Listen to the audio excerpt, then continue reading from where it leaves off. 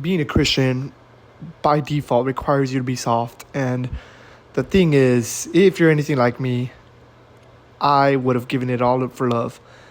I wanted a relationship. I want more than anything else just a wife, a woman, somebody who I can look at and gives me endless amount of motivation. And don't get me wrong, I do have healthy habits. I do all the right things. I even started my own business. I made the money that I was supposed to make and more.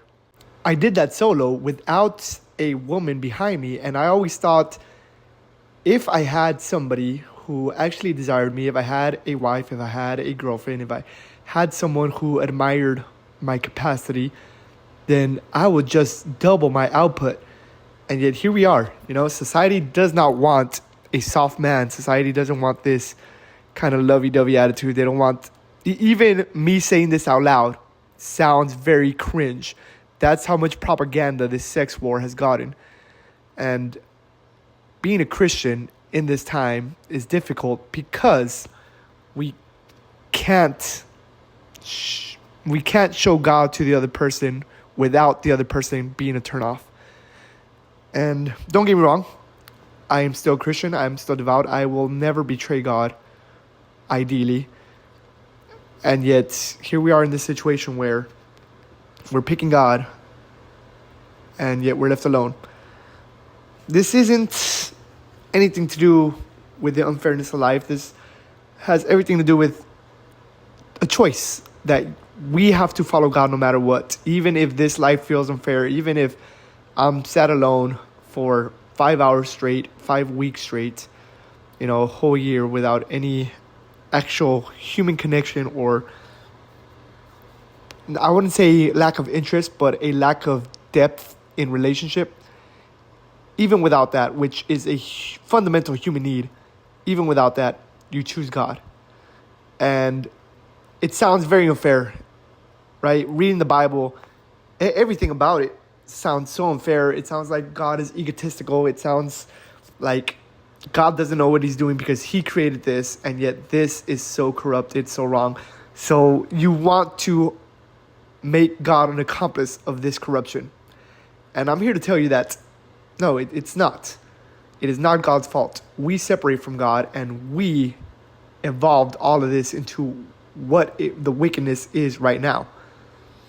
And if you still don't find that perspective appealing, if you still think, well, God is egotistical because he demands all the sacrifice, God is egotistical because he gives you this harsh life, and yet you want to give glory, he requests glory only to him, think to yourself, that is why he sent Jesus.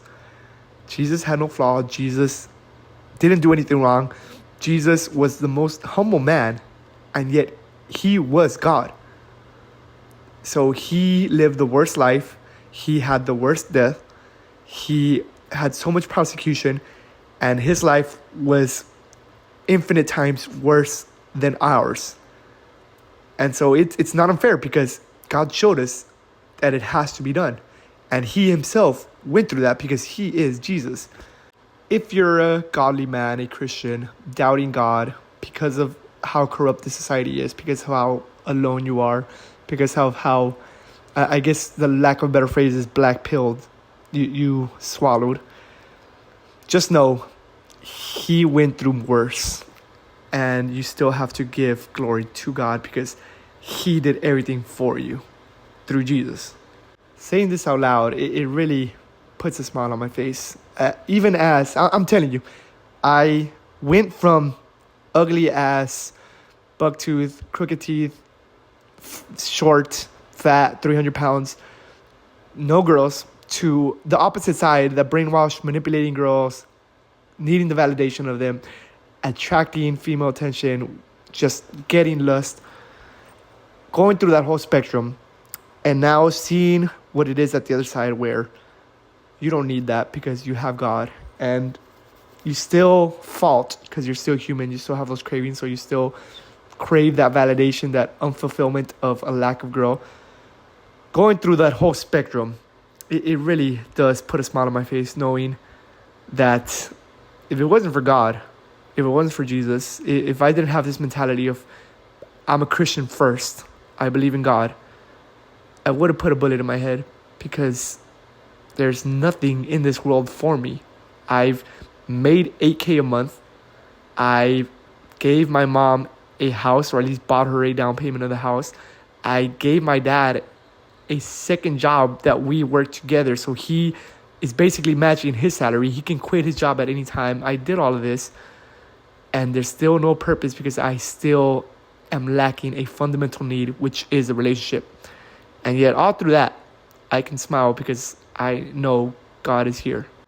Short video today. It was just me kind of getting this off my chest. If anything, hopefully this strengthens your relationship with God, because we all know that this society is shit. We all know that it's pretty much garbage. We are not from here. Christians, soft people, soft men, they do not strive in this society of wickedness. And yet, glory to God, because he went through it, and he went through worse of it, and yet we're here. We should enjoy our life. Saying this out loud, it really does almost bring me to tears of how pathetic my life can be, and yet I find so much happiness in it. And yet you go through these ups and downs of roller coasters. It's a trip, man. And yet I'm grateful for it. I'm grateful for this. Even in the bad, I am with God.